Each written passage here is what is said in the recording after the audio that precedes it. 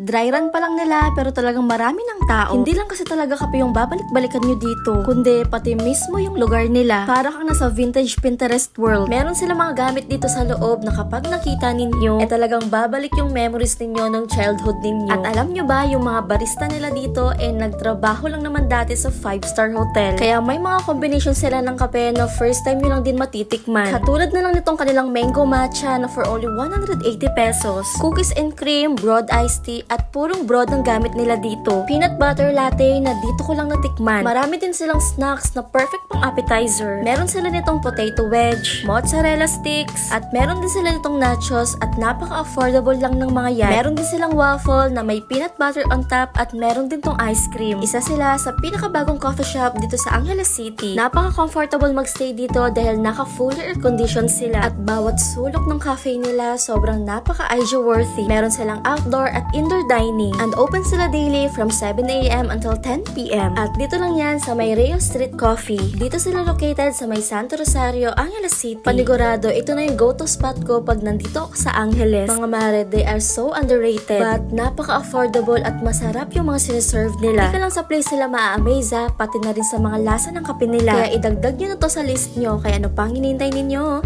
Tara, mangan!